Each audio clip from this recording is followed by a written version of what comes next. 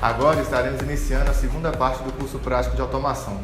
Nessa parte estaremos falando sobre as conexões elétricas em um PLC. Este capítulo ainda foi dividido em duas partes. Na primeira estaremos falando das ligações das entradas e saídas e na segunda parte estaremos falando da alimentação do PLC.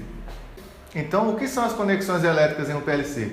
É todo tipo de ligação que é feita com a finalidade de ligar as entradas, saídas e alimentação do PLC. Seja ele alternado, contínuo, vai depender muito, vai variar de PLC para PLC. E com relação à ligação das entradas, elas são divididas em dois grandes grupos. Os cartões AC, que trabalham com tensão alternada, e os cartões DC, que trabalham com tensão contínua. E o cartão DC ainda é dividido em duas partes.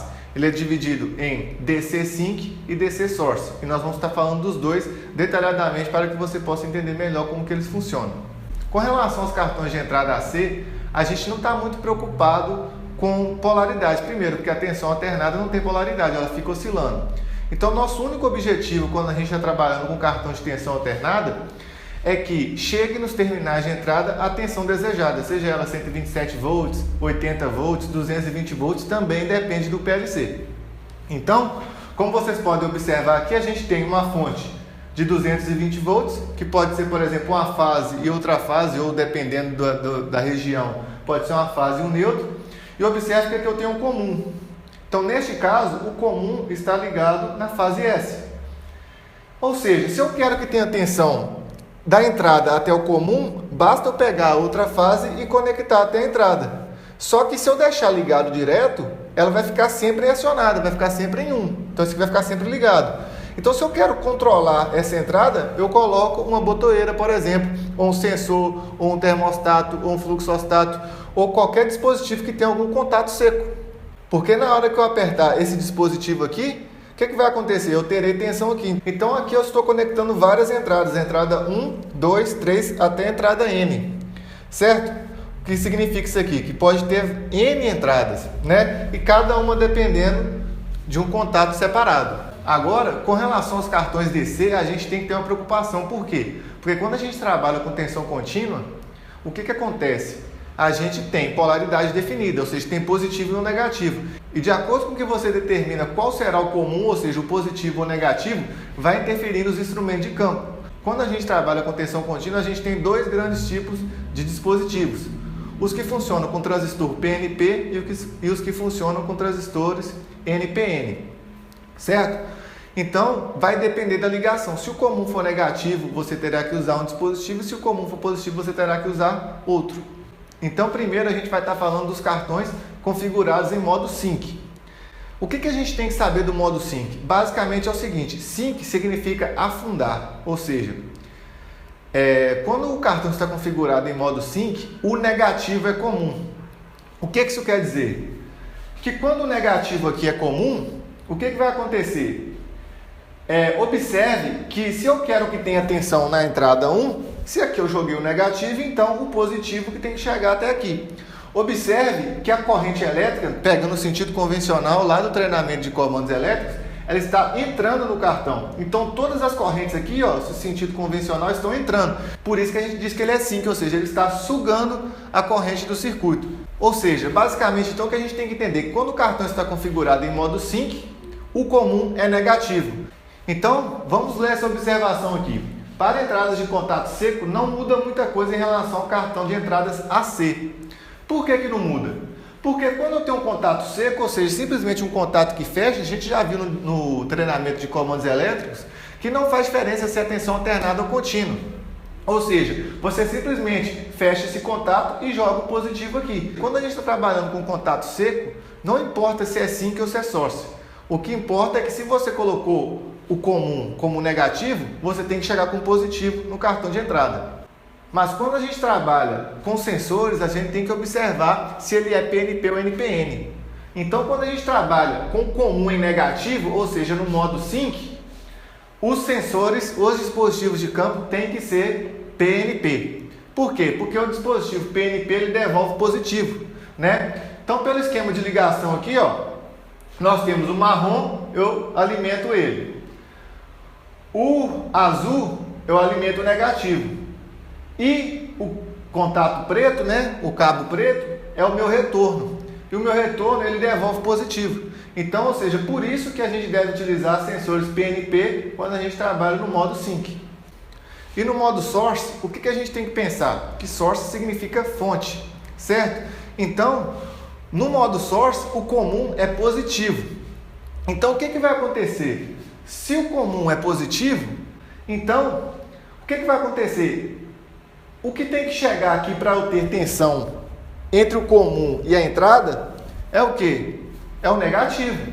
Então, ou seja, se a gente adotar o sentido convencional, a corrente agora vai do positivo para o negativo, certo? Ela vai do positivo para o negativo. Então, agora, o cartão ele é uma fonte, por isso que se chama source, né? Então, ou seja, ele devolve energia para o sistema. E como eu já tinha falado antes, no modo source ou no modo sync, se eu estou trabalhando com contato seco, não interessa, desde que eu tenha tensão entre o comum e a entrada, né? A entrada vai de 0 para 1. Então não importa qual que é a polaridade. Mas a partir do momento que eu trabalho com sensores, né? No caso do modo source, eu tenho que utilizar dispositivos de campo que sejam NPN, porque o NPN devolve negativo. Então a ligação é a mesma. Ou seja, marrom, só que agora vai no negativo, e o azul vai no positivo. E o que ele devolve aqui para nós é o negativo. Ou seja, então se aqui tem negativo e aqui tem positivo, eu tenho tensão. Ou seja, caso esse dispositivo aqui seja atuado, ele vai passar a entrada de 0 para 1. Então agora, o que aconteceria se eu ligasse invertido? Ou seja, se eu colocasse um dispositivo PNP em um cartão source, ou então o contrário, ou seja, colocasse um dispositivo NPN no cartão sync. Se eu fizer essa ligação, não vai acontecer nada. A entrada nunca vai para 1. Por quê? Se o comum é negativo no modo sync, se eu colocar um dispositivo NPN, ele devolve o quê? Negativo. Então, negativo com negativo não fecha o circuito. É a mesma coisa de eu pegar uma lâmpada, ligar numa fase e depois voltar para a mesma fase. A lâmpada não vai ter diferente potencial, então ela não acende. E o contrário é a mesma coisa. Se eu colocar um dispositivo PNP num cartão source, o comum já é positivo. Então, o que adianta ele devolver positivo? O circuito não fecha. Então, você como profissional de automação tem que ficar sempre ligado nisso. Se o cartão for sync, o dispositivo tem que ser PNP. E se o cartão for source, o dispositivo tem que ser NPN. E com relação às saídas, nós temos 3 grandes grupos. Nós temos as saídas AC, que é o mesmo princípio das entradas AC. Nós temos as saídas DC, certo? Que também é o mesmo princípio das entradas DC, ou seja, você tem modelo sync e modelo source. Só que agora nós temos um terceiro grande grupo, que são as saídas a relé. Então nós vamos aprofundar um pouco em cada uma das 3. A saída AC, como o próprio nome já diz, ela trabalha com tensão alternada. Então a gente só está preocupado, mais uma vez, que tenha tensão do dispositivo de saída. Ou seja, se tiver a tensão que ele necessita para trabalhar, ele vai atuar.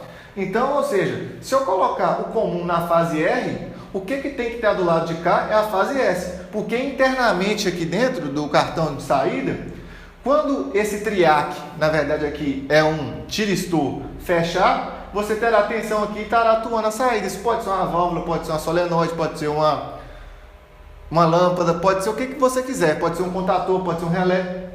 Então, se eu colocar a fase R aqui, o que tem que vir para o lado de cá é a fase S, neste caso aqui. E quando a saída é DC, né, se ela estiver no modo sync, o que a gente já aprendeu? Que no modo sync o comum é negativo. Então, como o próprio nome diz, o sync, ele suga a corrente do sistema.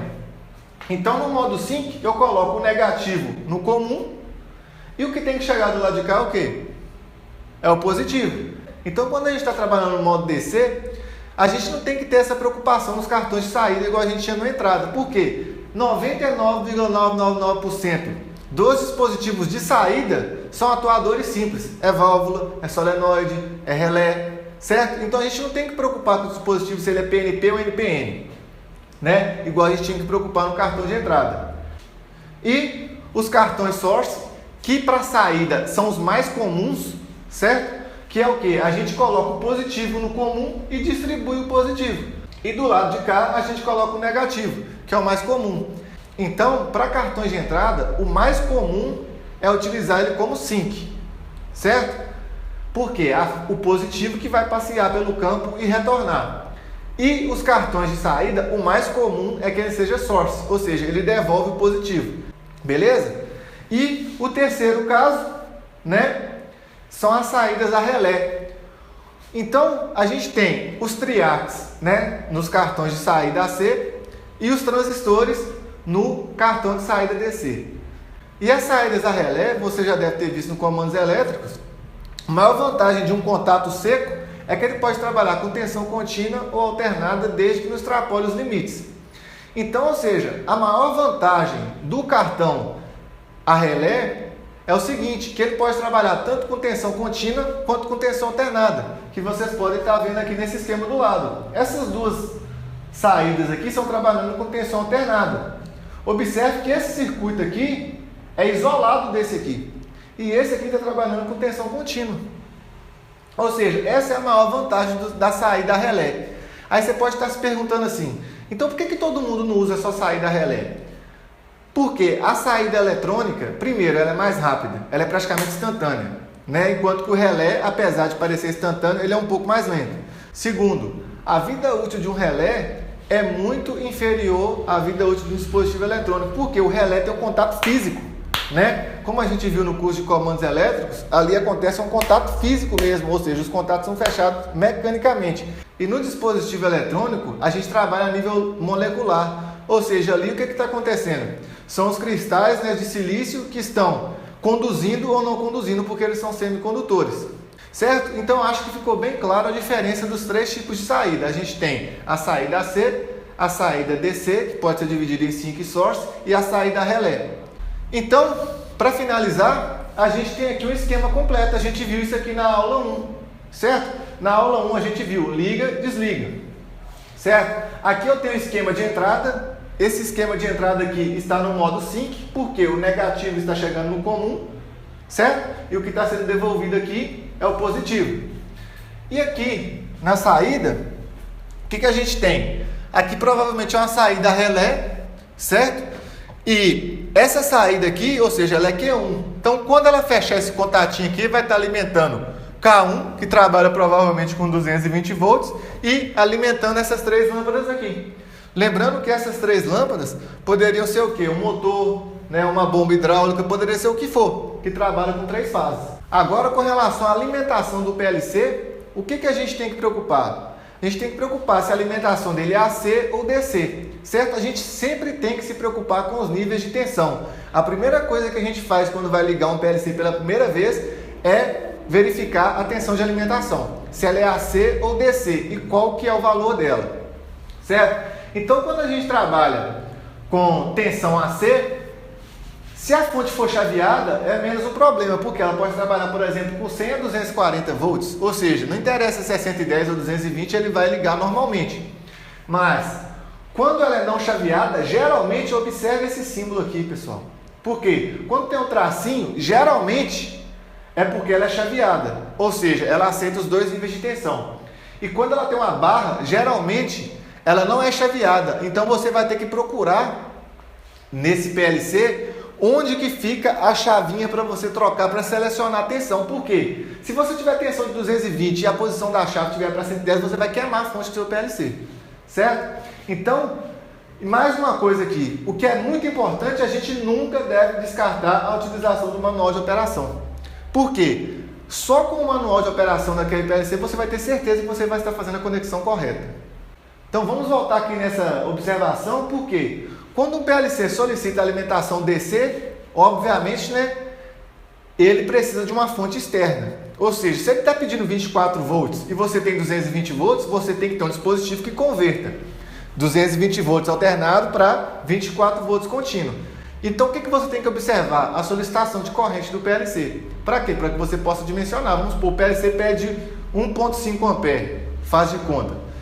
Você não pode colocar ali uma fonte de 1 ampere, porque ela não vai suportar esse valor. Então, espero que você tenha compreendido todo o conteúdo desse vídeo, né? E do primeiro também. Por quê? Porque esses dois vídeos são a base para tudo que a gente precisa no nosso curso prático de automação. E lembrando que boa parte dos defeitos que acontecem na área de automação estão relacionados a má conexões nas entradas, nas saídas e na alimentação do PLC. Beleza? Valeu!